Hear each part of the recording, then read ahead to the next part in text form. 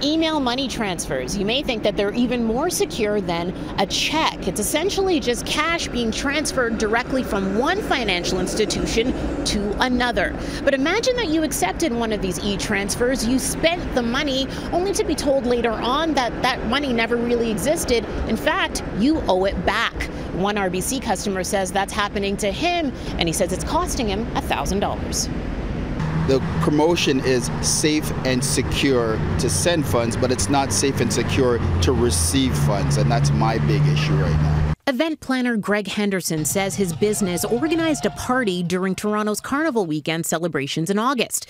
He says he received 2 Interac e-transfers from partygoers for $500 each to pay for bottle service and entry to the event.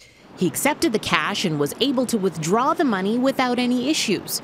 10 days later, he was advised his account was frozen for fraud.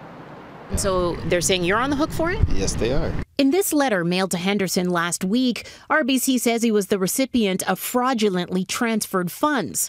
But instead of absorbing the loss, the bank says it has withdrawn $1,000 from Henderson's account.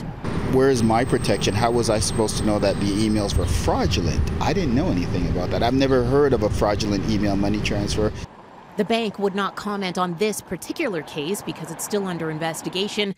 But in a statement, RBC says in general, we encourage clients to be sure they are comfortable with the transaction and take extra steps to ensure they are dealing with a trusted source when transferring or receiving funds.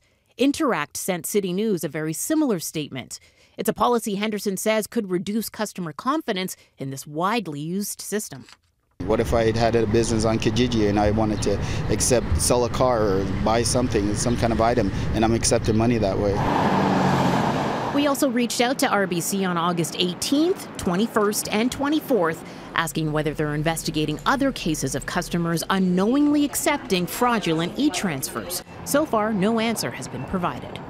The bank's website does say customers who use e-transfers are always protected by the bank's security guarantee, and in the case of an unauthorized transaction, you will be 100% reimbursed for any resulting losses to those accounts. Henderson doesn't know why he didn't fall in that category and is calling for policy changes to make sure transferred funds are legit well before a customer has a chance to accept them. If they have to put a hold on these things, like the email money transfer, then put a hold. I don't think people would mind if they have to wait 2 hours, 3 hours, even 24 hours. We also reached out to the other big 5 banks to get a better idea of what their policies are. TD Bank was the only one to get back to us, saying that they investigate these on a case-by-case basis before deciding who will be on the hook for the cash. In Toronto, Tammy Sutherland, City News.